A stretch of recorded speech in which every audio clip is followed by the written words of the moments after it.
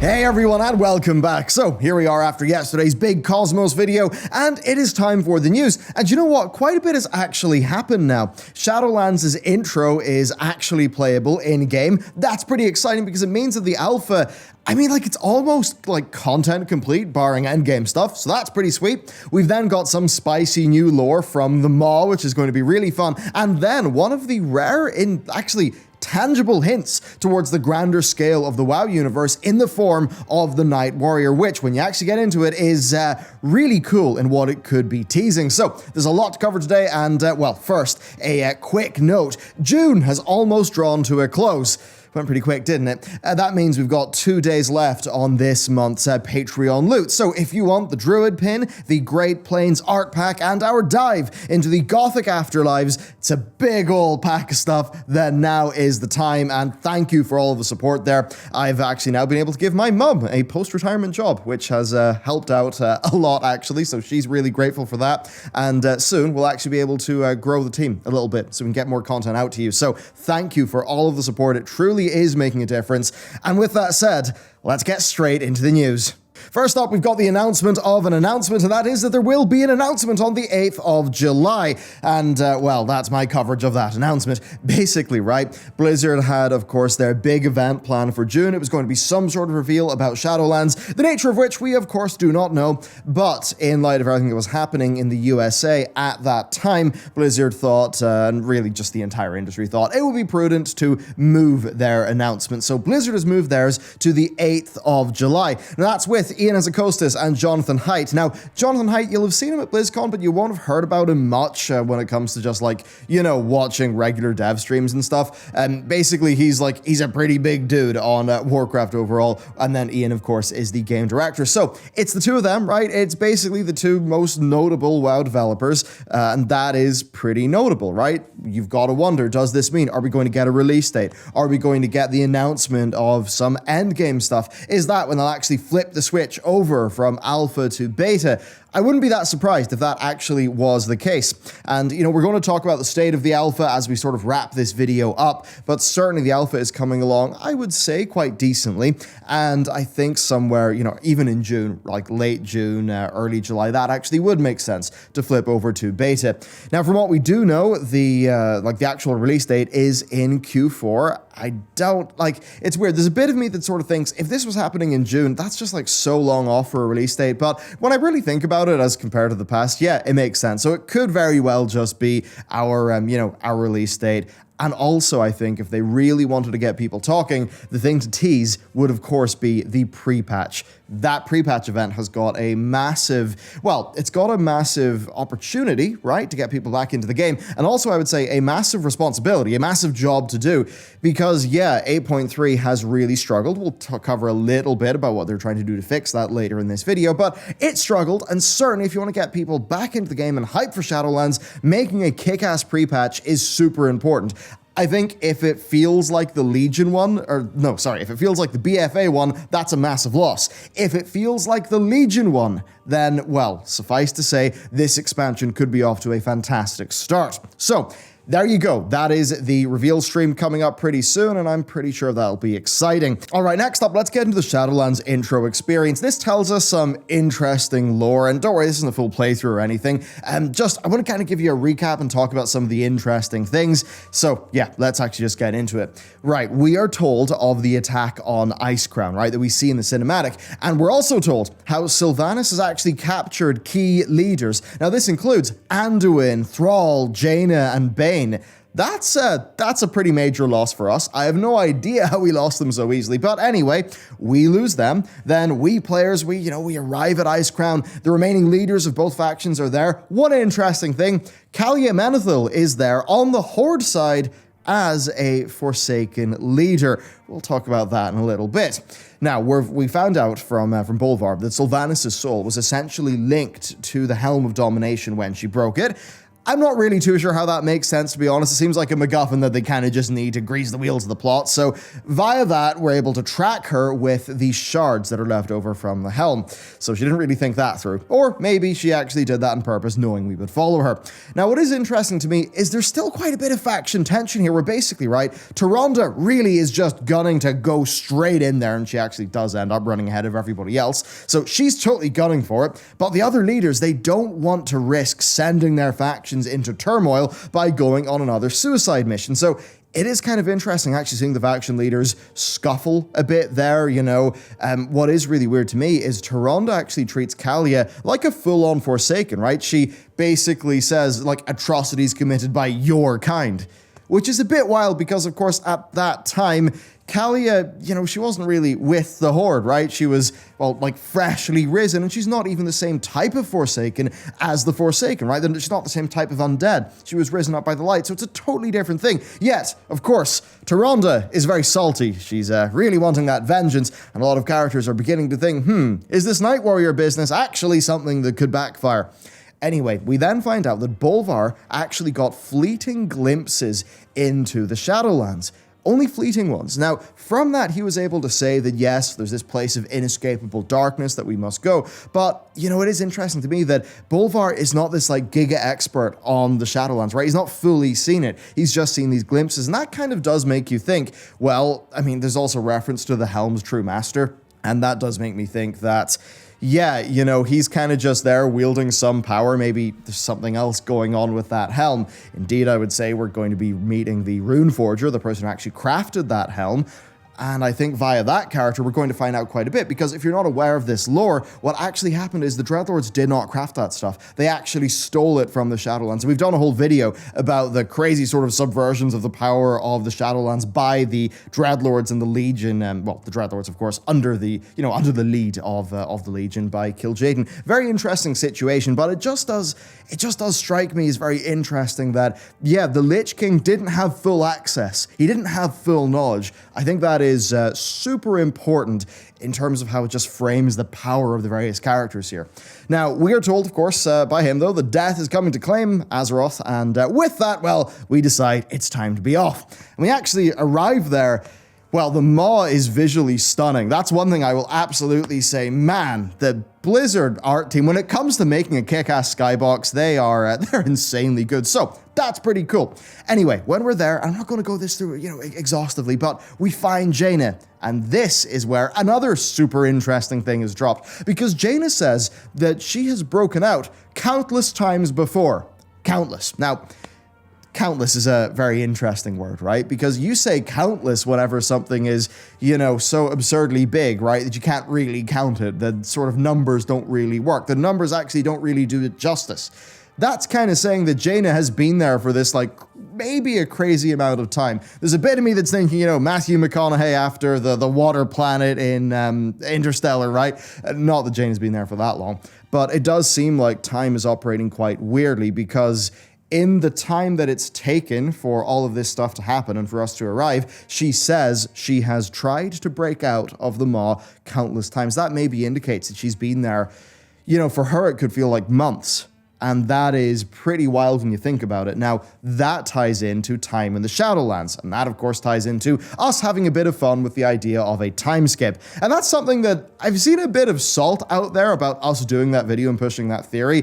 I'm going to say this. Strong, you know, sort of strong things, weakly held. We kind of just do those things because it's fun speculation. We're not really doing them because we've got any particular ego attachment to the idea. We just do them because it's fun to talk about World of Warcraft, and frankly, I don't actually care about being right. I care about having a good time, you know, entertaining people, things actually being interesting, even if it ends up being a direction that doesn't make much sense for Blizzard to actually move in. So anyway, there's a little bit more there that if you're sort of in my neck of the woods and you're thinking about the time skip, well, yeah, it could kind of be suggested there. Anyway, what's happening? Well, Jaina and Thrall end up meeting up with us, and basically they're able to piece together that this place, the Maw, right, that's what it's referred to, they work that out, and they work out that good souls are ending up there.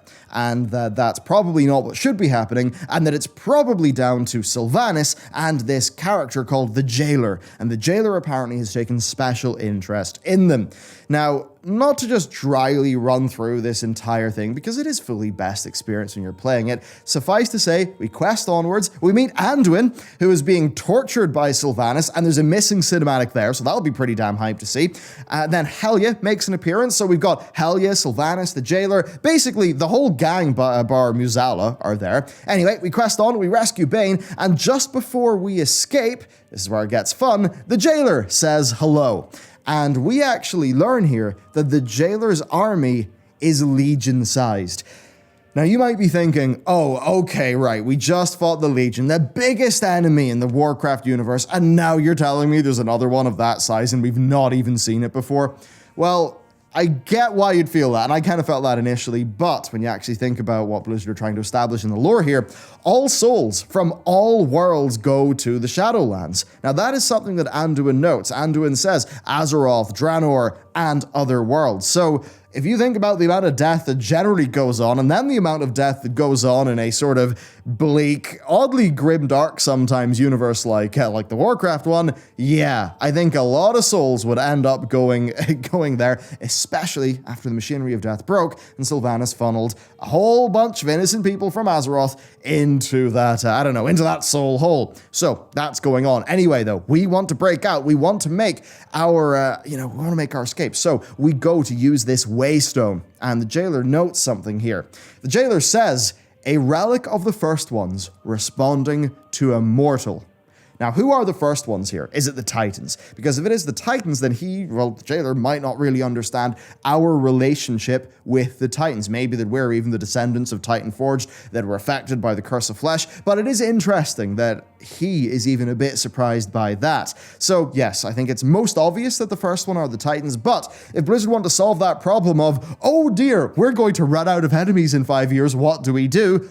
Then, hey, maybe the Jailor is on the same tier as the Titans, but different. Maybe they're all the same. And maybe, actually, the Jailor is some sort of ex-Titan character who's imprisoned there. And maybe when he says the first ones, he actually means something before them, before the Titans. And maybe you've got some sort of, you're getting closer to like the StarCraft, Xel'Naga, and all of that sort of stuff with the universe. Anyway, he then says something else pretty big. Death comes from the soul of your world. Now that's interesting to me, because does that mean the deaths came for the soul of other worlds? So that's one question. Then also, yes, he's specifically interested in our world soul. That does mean that this whole job we've got of protecting Azeroth, it's not ending with BFA. BFA was protecting it from, it from the void. Now we're going to protect it from death. I've only got to wonder then what happens when maybe light comes in, or order comes in, or Azeroth wakes up. Clearly, we're doing all of these things to actually save the world soul, but that's got to go, it's got to go somewhere, right? So there's that. Now, in terms of how we're actually able to use this Waystone and actually have a relic of the first ones respond to a mortal, well, that's because we are what ends up being called by the natives of the Shadowlands a Maw Walker, which, yeah, it's one of those names the player gets, I suppose. But that's basically because of our connection to Azeroth via our Heart of Azeroth hijinks. We've kind of got a link to Azeroth's world soul. That's what Blizzard essentially said. And I suppose then that would make you think that, yes, the first ones are probably the Titans, because it's our link with a Titan that actually lets us use that Waystone to escape the Maw. When you think about it, let's just say you're the Titans. Let's just say you're then building a realm of death because you're a Titan. You're about order. You've been floating around the cosmos for a long time. You kind of notice whenever things die, they just go into this chaotic, weird sort of death energy place, the Shadowlands, and you think, well, I want to make a realm out of that. Let's order it. Let's make it a machine. And then the Titans do that. Well, yeah, if the Maw is going to be the ultimate jail where you're a very bad boy if you go there and you're not getting out, obviously they would make it so that the Waystone that leads out of there is only usable by somebody like them, which would explain why the player is able to do it. So overall, right, this is a extremely cool intro scenario, right? It's gorgeous. God, it's so cool. And also, there's like 2 cinematics that are missing. That's going to be really exciting as well. This zone is absolutely incredible looking. The lore that was teased here is extremely interesting, and I think that this is a fantastic way to get us just stuck straight into the expansion. And that is actually giving us the main villain of the expansion straight up. Like, yeah, we're obviously going here to chase after Sylvanas. I get that, but the Jailor, he's kind of looming there at the very end, right? Whispering to us. That's actually, I think, a good thing. They're sort of more directly setting up that enemy, and I think that does make sense because Blizzard, I believe, have mentioned in interviews that, you know, after they did BlizzCon, or sorry, BFA, I don't think it was at BlizzCon, they mentioned this, they just were in this position where they were like, yeah, you know, we kind of did a bunch of mystery, right? We had this plot going everywhere. We had 8.1.5, which, you know what, 8.1.5 into 8.2 into 8.3 and how those all connect together. That is something that if you're paying really deep attention to the lore, like we are, because in some ways it is literally our job to pay attention to these things. It's all like super obvious and makes a whole bunch of sense. But you know, if you're playing the game in the way that I was playing the game in early MoP or in Wrath of the Lich King, half of that would have went over my head, and I obviously would have been confused, and then wouldn't have really been stuck in with the story. I think a lot of people experience that, whereas here in Shadowlands, well, we found out a whole bunch of interesting, teases, I suppose, in this intro sequence. So that's pretty cool, but we've also seen this main villain, and that means the players have kind of got this point of orientation, right? This kind of like North Star to know where they actually stand in the story and the context of all of their actions. I think that's a really, really good thing, actually. And then next, there's CALIA MENETHIL to talk about. So she's there as the leader of the Forsaken. That's kind of wild, right? When you really dive into it, I think that's kind of wild. The reason being, so the Forsaken are a Horde faction. They have been a Horde faction for like 15 years, right? So that's now a part of who they are, and they're not really massive fans, of the living and kind of the old way because, well, a lot of people of the living kind of cast them out. And yes, Anduin and CALIA really tried to do good, and that certainly will mean that she'll be in really good standing with them. Then, of course, she died and became undead like they are, but still, in a way, like, she's going to have this cultural divide. She is, an alliance, aristocracy sort of person, and she's coming into this Horde culture that, with the Forsaken, they were always a bit of an edgy, rebellious group, right? Like, they weren't led by some sort of monarchy. No, they were led by Sylvanas because they believed in her, because she's the person who pretty much saved them, right? So that transition over to a totally different style of leadership, I think that's going to be really something that's quite dramatic, both in the, the Forsaken players, right? You guys are hardcore. I mean, human players are not that passionate about being humans. I'm sure like the dwarf players love being dwarfs, but man, I have seen that the Forsaken fandom, while it's not that big, I think, but it is really, really deep, and you guys are really passionate about it, it seems. So I've got to imagine that for that like really passionate group, they're kind of seeing this change in identity in the leadership of their faction. And I've got to wonder if they're going to like that. So yeah, I just wonder, how many of the Forsaken players will be on board with this? And is that something that Blizzard are going to actually reflect in the narrative? Because they could actually do something decently powerful here by having, the likes of Lillian sort of install CALIA, right? Sort of cajole her into being de facto leader of the Forsaken. And then you could have this situation where there's a lot of Forsaken players who are going to love CALIA as their new leader, so they'll be really excited. But then you could sort of start to have little bits of faction politics actually happen within the Forsaken to represent that not all players are actually in that, and that could end up being a pretty natural and actually quite interesting plotline because, the idea of deposing the leader of a faction and then replacing them with a plant, right? With, a leader you're installing that you like, and I'm not saying Anduin did that, but obviously CALIA and Anduin got along pretty well, and she would essentially be the most convenient, leader for the Forsaken. If you think about that in the context of real-world politics and regime changes and stuff, yeah, it's a bit of a spicy thing to be doing. It's actually quite interesting, so I am dead keen to see what Blizzard actually do with that plotline because we really do have a lot of suggestions that there will be alliance division, a bit of spice in the alliance political hierarchy coming up in this next expansion, so if that's going to be the case, I think it would be really interesting to see Blizzard just explore more interesting, I suppose even in this way, kind of grounded narrative territory. And yes, I know the leader of the undead and all of that, stuff, that being grounded political narrative territory is quite a funny thing to say, but I really do think it could be quite interesting if they do it right. So there you go, that is the introduction to this next expansion covered. Pretty hype, and with that, let's actually get on to another really interesting bit of lore, and that is of the first Night Warrior, where we have basically a flashback to a conversation between him and his husband. Now, this is all quite interesting, because the context here is that we are searching for knowledge about Tyronda's power.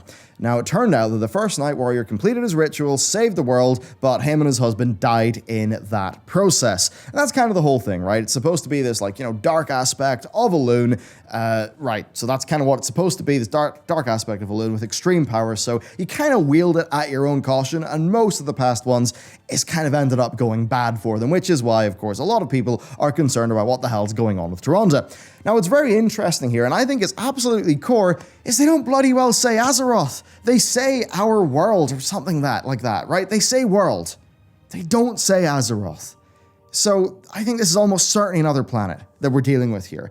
That, this Night Warrior. I mean, if you actually, that was our first read of this in our office. And if you actually look at their names, they're not really Night Elf names. And yeah, you then got a male Night Warrior. Now, the thing there is, Night Elf society is, at least in its political structure, matriarchal, right? And the women are the priests of Elune. So I think you just have this situation where you've got hints that this is not the Night Elf culture that's in the game, and that it's actually, you've got these characters who say world but don't say Azeroth, and also have naming schemes for their names. They don't really feel like traditional High Elf or Night Elf names. Yeah, this is another planet. I'm going with it. I think that this is another planet, and that this is showing, actually, that Elune is a far more broad deity than just Azeroth. And I think that is then just teasing, I think, that she is more fundamental to things than we may think. And you might say, oh, that's a load of bull. Elune is of Azeroth, etc., etc. Well, I would say that we've got another pretty damn big bit of evidence that says no, and that is Elunaria. We find this world where ANR has hidden out when we're in the Antorus raid, named after Elune, or maybe Elune's named after it. Maybe Elune is, the world soul of a planet that's orbiting. Who the hell knows? But point is that's one big weird Cosmos Elune thing, and here we've got what I think are, based on the names, a different people, a different culture, right? Maybe not a matriarchal sort of warrior society like the Night Elves, maybe some sort of other society where they mention our world and specifically don't say Azeroth. So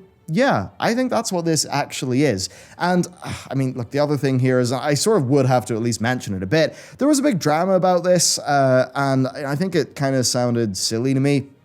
Like, it was a female Night Elf who mentioned husband, you would think nothing about it, right? So the fact that these happen to be gay characters really doesn't mean much to me. And I think the thing there is, it likely is another culture. It is like a different thing, because a lot of people are saying, well, why would there be a male Night Elf Night Warrior? And I guess, right? Like this Night Warrior character that we hear, they don't really have a Night Elf sounding accent. They don't really have a Night Elf sounding name. And, if Blizzard was just sort of doing this whole thing purely for, the big agenda, they could still just have a female Night Warrior and still have that character be gay, right? That would be a pretty easy thing to do. So really, I think this all just feels like natural enough lore, and I think there's no real need to get our knickers in a twist over, just creating a drama out of it, to be honest with you.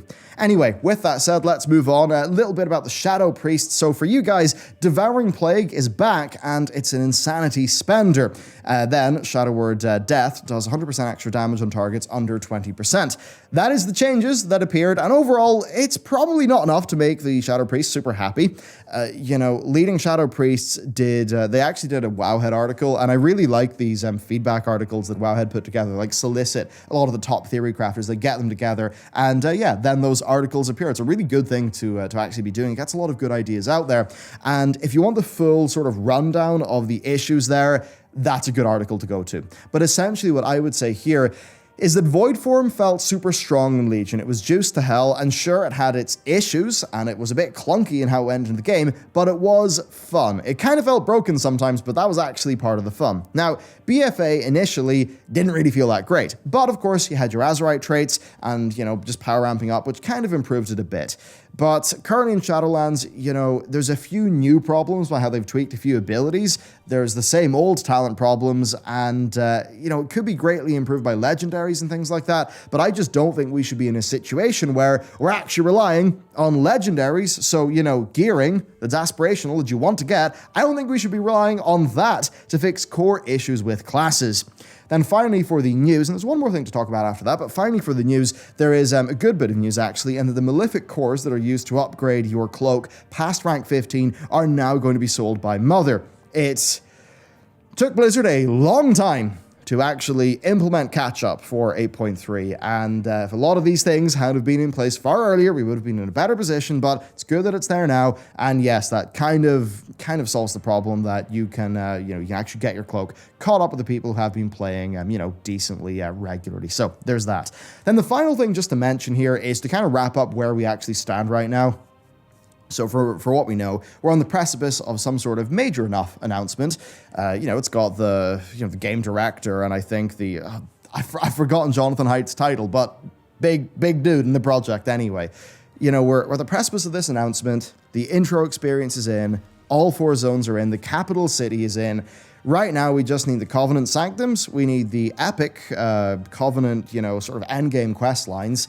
Then the endgame dungeons, and then actually just starting to test, you know, the endgame feature set. And that's kind of it. So we're actually at this situation where we really are nearing beta, I think.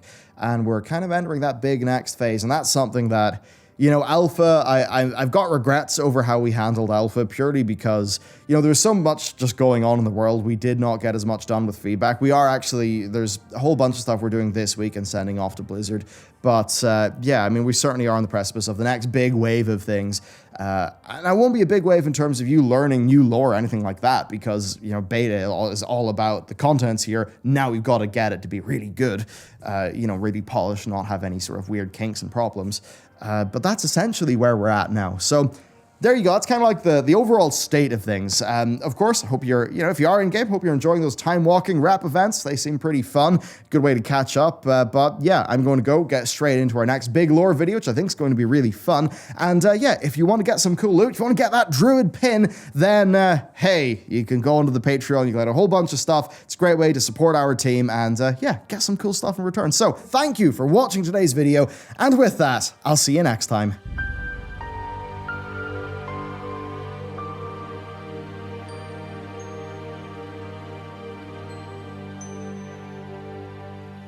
Mm-hmm.